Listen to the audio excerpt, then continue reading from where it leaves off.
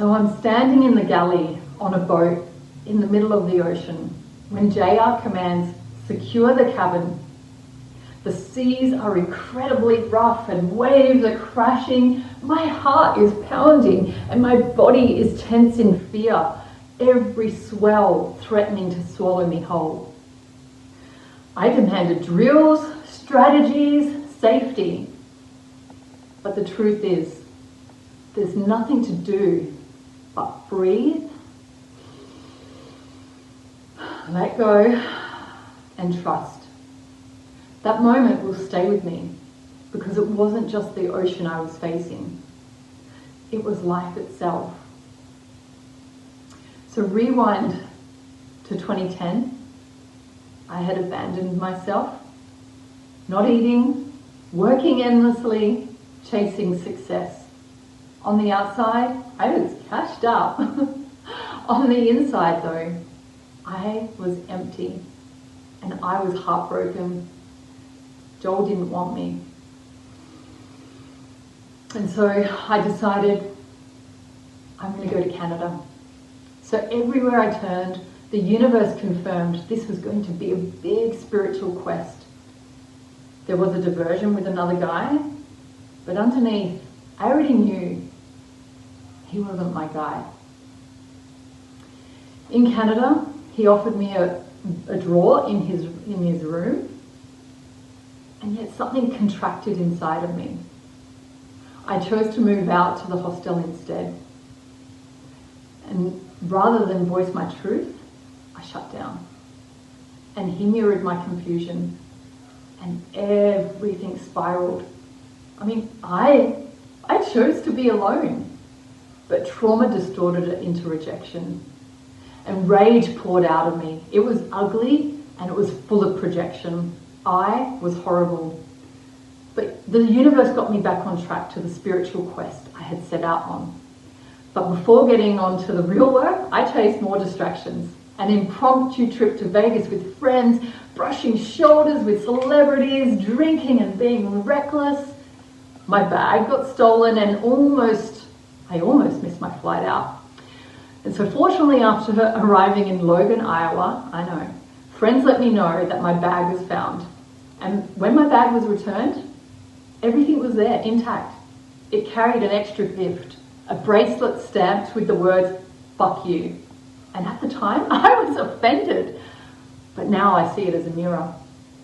Soon after, I said yes to a volunteer exchange at a Buddhist center in Canada.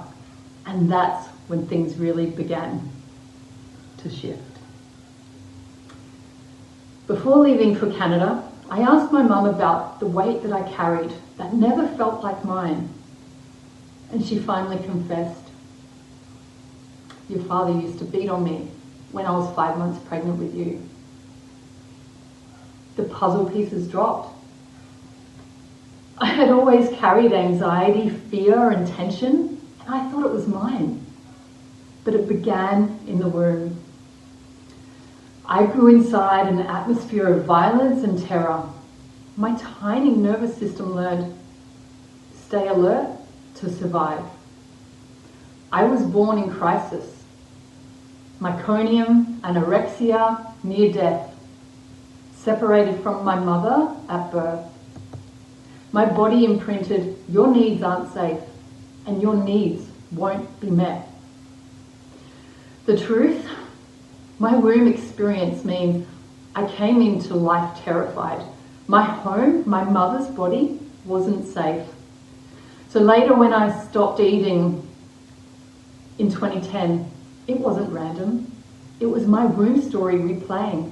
Control, silence, survival.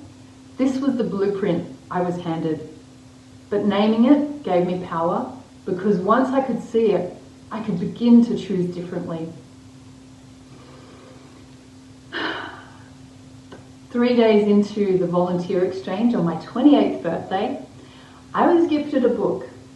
The book was called The Womb, Karma and Transcendence. It said the womb experience is our response ability. And suddenly everything made sense. Born in violence and fear, My body learned the world is unsafe, shrink and withdraw. Born anorexic, survival means shutting down out of nourishment. Overworking, not eating, people pleasing, they look like discipline, but were the same survival code: control and self-abandonment. And the most important part, these weren't flaws, these were intelligent imprints, my body remembering now how it once survived. But now I could repattern. Now I could offer myself nourishment, permission to stop, the safety to receive. The new imprint I'm choosing is my needs are sacred. I am safe to receive. Back on the boat in 2014 with JR, the storm felt like a rite of passage. I was terrified. My eyes were bulging and my heart was racing. And yet, once I surrendered, I found 3 keys that have guided me ever since. Breathe, let go, trust. Later I realized the stormy ocean was the womb. It was turbulent, unpredictable, and terrifying. And my only task was not to control, but to trust. So since then, I've begun to live differently, certainly not perfectly. I still abandon myself sometimes, but now I catch it quicker. So recently, while here in Bali, I applied for a job, and within an hour, I was essentially offered it.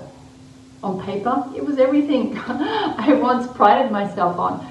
Busy, multitasking, moving mountains. But when I paused, I saw the truth.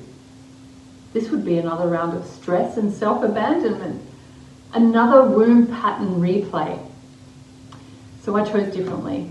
I said, I'm here until October. If the timing doesn't work, I totally respect that, and let's stay in touch. And she agreed. So for the first time, I didn't bend, I didn't people please, and I didn't abandon myself. Phew, victory. At 42, I am still a work in progress, but I am learning to come home to my body, and this is what responsibility looks like now. What I know now is this: everyone who comes into our lives is a mirror. Every storm is an initiation. Every womb story is a wave asking us to remember our power. A smooth sea never made a skilled sailor, and my life has been anything but smooth. After my first yoga training, our teachers gifted us a night at Yoga Barn with Jai Jagadish. Between her songs, she said, life is hard. And she placed her hand on her heart, letting a big wave of emotion move through her. Tears streamed down my face. And then she continued, but the journey is exquisite. The truth lives in me now. I am not perfect. I am still riding the waves, but I am no longer lost in them. I am a visionary, I am a creation, and I am the story of riding the waves and coming home to love again. Thank you.